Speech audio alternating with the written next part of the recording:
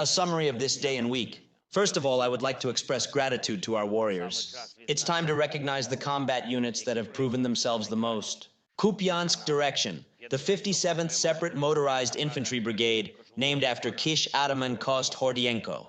Lyman Direction, the 1st Operational Brigade of the National Guard, named after Hetman Petro Doroshenko Buravy.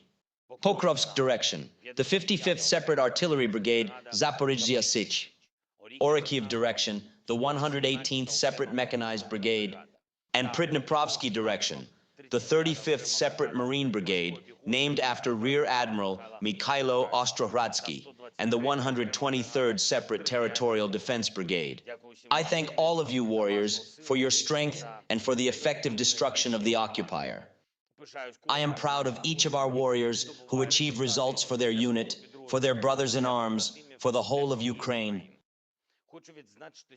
I would also like to recognize all our friends in the world who have helped us this week, provided us with new support packages, and adopted new decisions for the sake of Ukrainian strength. The United States, thank you for the aid package. It is very important that stability is restored in providing support for our defense.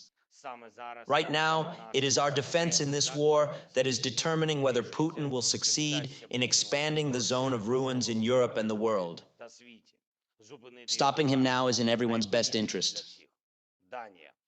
Denmark, thank you for another, already the 16th package of defense assistance for the artillery we need.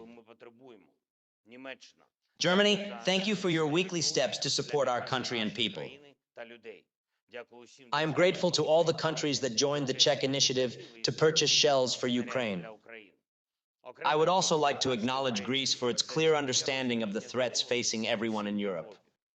Canada, I am grateful for joining our drone coalition. This is a weapon that has proven to be extremely effective. And in such difficult war conditions, the short range of our Army's capabilities is an obvious short-sightedness of some partners. I would also like to recognize French leadership in Europe today. We appreciate the way President Macron is developing a strategic perspective for Europe, a perspective of real, lasting security that is only possible through Putin's defeat in this war. One more thing. These days, the Russian dictator is simulating another election. Everyone in the world understands that this figure, as has often happened in history, has simply become addicted to power and is doing everything he can to rule forever. There is no evil he will not commit to prolong his personal power. And there is no one in the world who is safe from this. I am grateful to every state, every leader, and all international organizations that have called and will continue to call a spade a spade.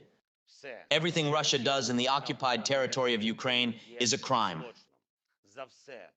There must be a just retribution for everything the Russian murderers have done in this war and for the sake of Putin's lifelong power. He is afraid of only one thing: justice. There is no legitimacy in this imitation of elections, and there cannot be. This figure must end up in the dock in The Hague. That is what we must ensure. Everyone in the world who values life and integrity, thank you to everyone who is with Ukraine and in Ukraine.